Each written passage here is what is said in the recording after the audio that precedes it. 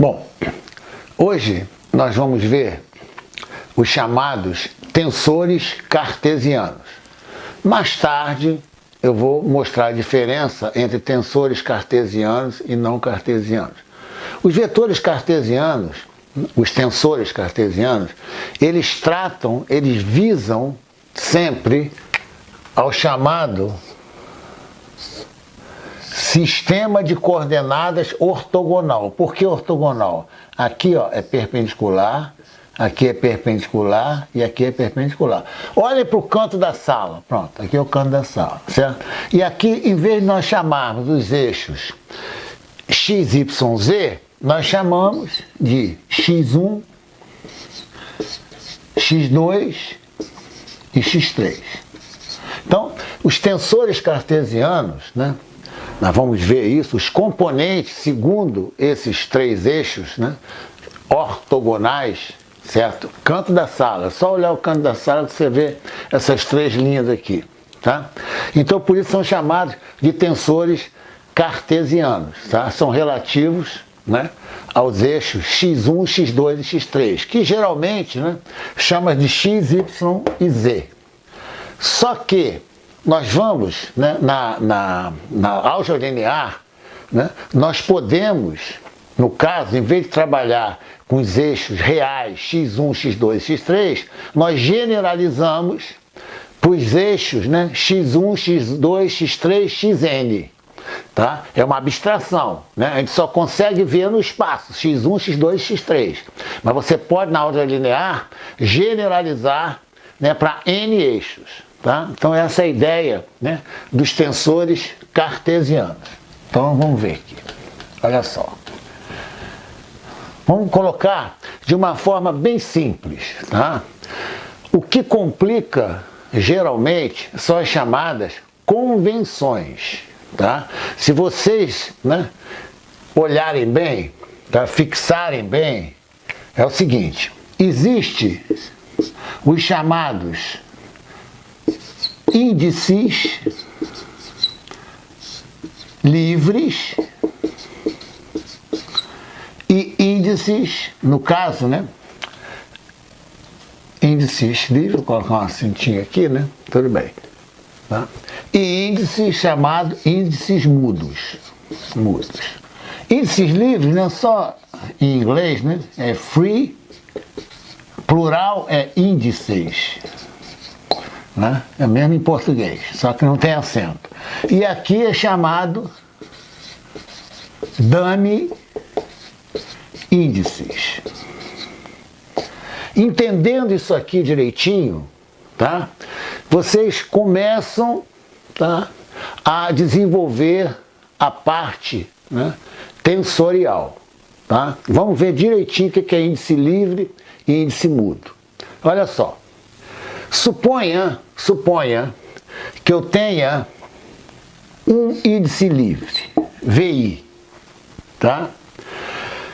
Geralmente, vamos trabalhar no tridimensional, depois a gente generaliza, tá? Aqui, ó. I igual a 1, 2 ou 3. Vocês estão lembrados que quando nós desenvolvemos matrizes, nós vimos a matriz V, né, matriz coluna, que é V1, V2, V3, estão lembrados? A dimensão, né, são três linhas por uma coluna, então a dimensão é 3 por 1, certo? Olha só o que é índice livre, tá? Suponha que você tenha três caixas independentes, tá? Eu tenho a liberdade de escolher uma das três e ir lá e pegar um componente V1. Ou vou lá na outra caixa, pego um componente V2. Ou na outra, pego um componente V3. Eu tenho a liberdade, certo? Eu sou livre, tá? Então, quando vocês têm um índice, tá? Nós vamos ver depois 2 índices, 3, etc. Isso aqui é chamado índice livre, porque eu tenho a liberdade, certo, de escolher, né, nas três caixas diferentes, né, quaisquer um desses três componentes desse meu vetor coluna. Tá? Agora vamos ver o seguinte, vamos ver uma matriz, olha que interessante. Vamos ver uma matriz, né? Nosso curso todo, tá? Está baseado, né, em matrizes. Vamos ver uma matriz aqui. Por exemplo, eu tenho aqui, ó, A11, A12, A13, né? Primeira linha, estão lembrados? Primeira linha. Aqui, A2, A2, A2. Segunda linha. Primeira coluna, segunda coluna, terceira coluna. Agora a terceira linha. Ó, A31, A3 e A3. Segunda coluna, terceira coluna. Reparem vocês que aqui, né, eu vou ter 9 caixas, certo? Porque eu tenho 9 componentes, ó, 3 por 3. Então eu tenho 9 caixas separadas. Eu tenho a liberdade de escolher, né, quaisquer desses 9 elementos. Eu tenho a liberdade. Tá? Vide o exercício, né, se eu não me engano, né, do item da aula anterior, né, 19, onde eu calculei o elemento C31. Eu tenho a liberdade de calcular o C31. Eu tenho a liberdade de calcular o C33, etc, etc. Tá? Foi o exemplo que eu dei. Então, como eu represento genericamente essa matriz A, né? Ó, 3 por 3, eu faço o seguinte, ó, 3 por 3. Eu represento por A e J, certo? Em que I e J são índices livres. Tá? São índices livres. Então, é interessante, né? O que é índice livre? Né? Eu atribuo valores livremente para pegar determinados elementos, tá? Que estão dentro de caixas diferentes. Isso que é índice livre. Tá? Agora, observa só. Vocês estão lembrados, né? Produto de matrizes? Olha só que interessante. Olha só. Porque aqui produto de matrizes. Olha só. Vou pegar aqui, né? Nós fizemos isso, tá? Ó. Então lembra, ó, C e J igual ao somatório de K igual a 1 até P de A e K, B, K, J. Podem ver, certo? Vê os dias anteriores, tá? Isso aqui, né, são elementos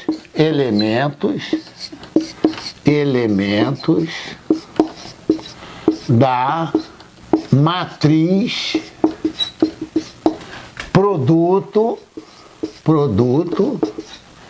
C igual a AB. Estão lembrados? A matriz C igual a AB, certo? Em que, por exemplo, né, ó, o A é M por P e o B, no caso, é P por N, né? Aqui, aqui, ó, representa o número de parcelas. Número de parcelas. Nós fizemos isso, certo? Com muitos exercícios, né? Repetidamente, etc. O P é o número de parcelas.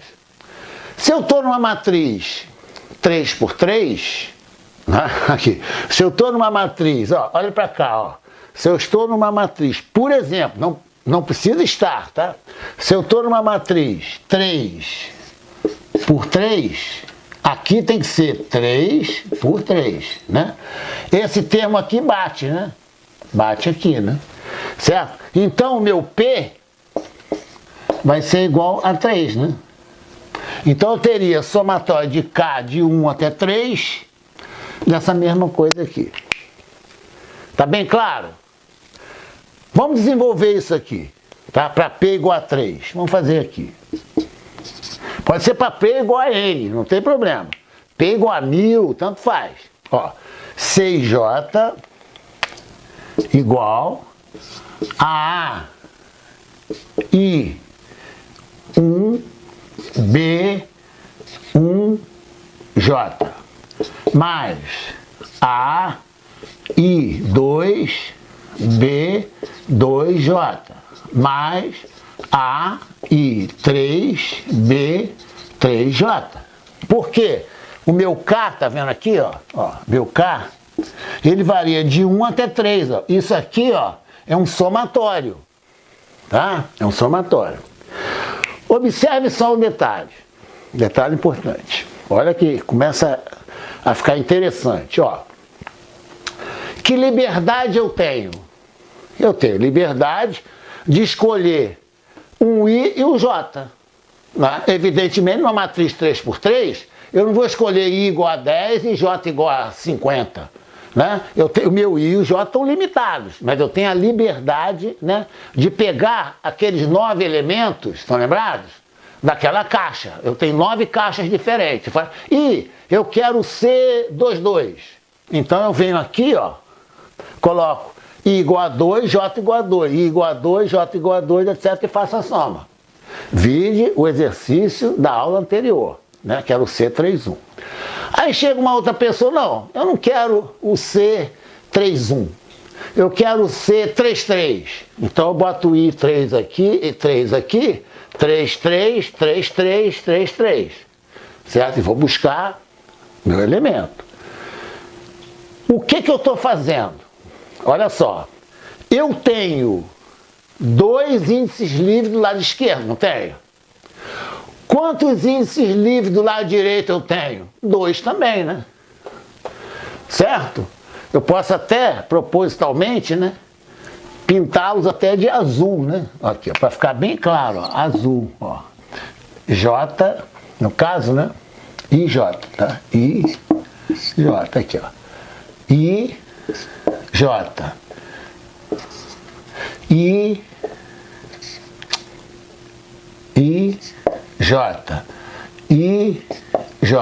ó. Tá vendo? Ó, I e J são índices livres. Então eu escrevo aqui, ó. I, J são índices livres. Por quê? O lado esquerdo, 2 índices livres. Lado direito, 2 índices livres. Tá bem claro isso aí? Tá bem claro? Bom, agora vamos ver o seguinte. Vamos olhar, olha que interessante. Isso aqui, essa dupla aqui, ó, essa dupla aqui, eu chamo de índice mudo, né? Em inglês, né, eu tenho aqui free index, ó, e dummy índices, né? São índices, aqui, ó. Olha, por que é mudo? Olha só, eu vou mostrar para vocês por que eu mudo. Por que é mudo? Eu vou pegar a minha letra K, no caso, vou apagar a letra K,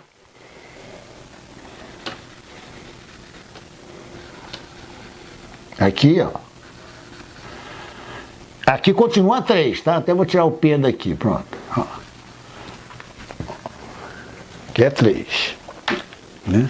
Até vou manter até o 3 aqui para ser coerente, ó. 3. É o P3. Olha só, eu vou pegar a letra K e vou jogar aqui, por exemplo, a letra L. Ó, L. O que vai ter aqui?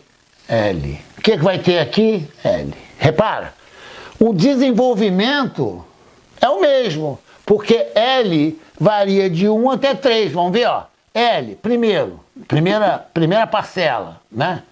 L igual a 1, tá aqui. L igual a 2, tá aqui. L igual a 3, tá aqui. Certo? Repara. Repara que interessante. Eu apago a letra L, por exemplo, né? Coloco a letra Q. Né? Ó. O importante é de 1 a 3. Ó, eu venho aqui, ó, coloco o Q aqui, coloco o Q aqui. Vamos ver, ó. O Q começa de 1, não começa? Aqui, ó. 1, 2, 3. Não altera. Então repara, né? Dummy in English, em inglês, quer dizer mudo, tolo, certo? Repara, essa letra repetida, ela é tola. Eu posso apagá-la a hora que eu quiser e substituir por outra, que vai dar o mesmo valor. Essa é a ideia do dummy indices, ou dummy index, se for um índice só. Entenderam bem? Então, se eu vir letra repetida, geralmente são os contadores usados na programação. É o I, o J, né? O L, tá? O P, o Q, tudo minúsculo, tá? O K, tá? São contadores. Eu apago qualquer letra aqui, ó, apago, que não altera o lado esquerdo. O lado esquerdo se mantém IJ. O lado direito continua IJ azul. Eu não posso chegar aqui, né, apagar o J aqui, certo? E colocar uma outra letra qualquer. O que eu tenho que fazer? Eu tenho que mudar a letra que eu colocar aqui, eu tenho que mudar aqui, ó, aqui. Mas aqui não, ó. A letra que eu colocar aqui, certo? Ela está repetida, indica uma soma. Olha só, olha a confusão toda que geralmente quem está vendo pela primeira vez. A chamada, vou até apagar aqui, ó. Vou apagar aqui, tá? Vou apagar aqui. Ó. A chamada,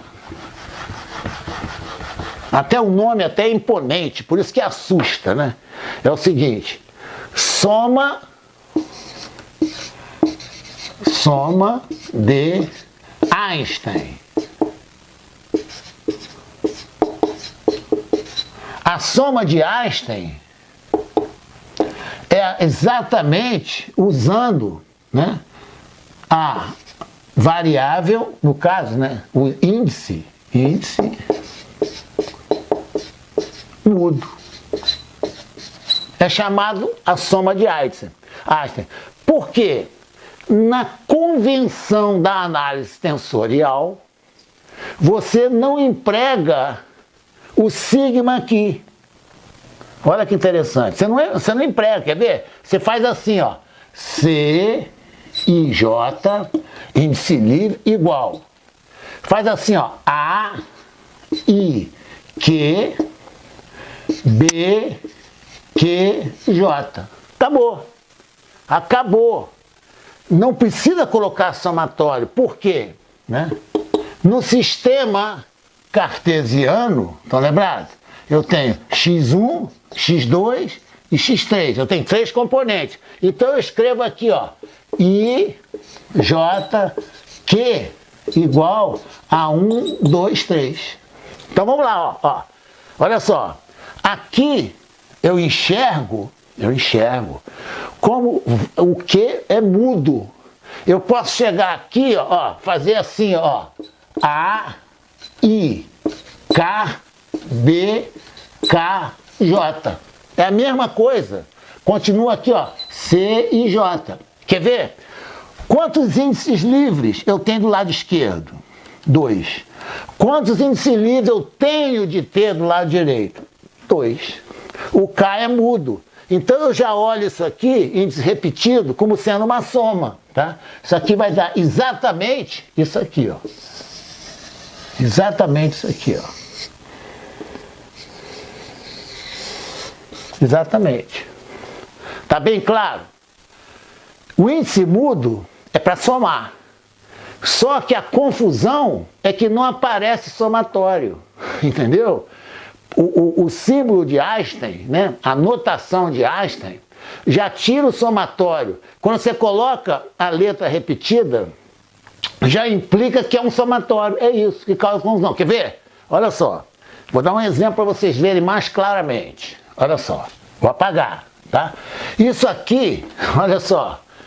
Os componentes de uma matriz são chamados, né, tensores de segunda ordem. Acabou, pô. Eu estou trabalhando com a matriz A e J. Você pode dizer assim, ó, eu estou trabalhando com um tensor cartesiano de segunda ordem. Por quê? 2 índices livres. O vetor, né? Estão lembrados? Vou apagar aqui, tá? Então isso aqui até escreve, até interessante, tá?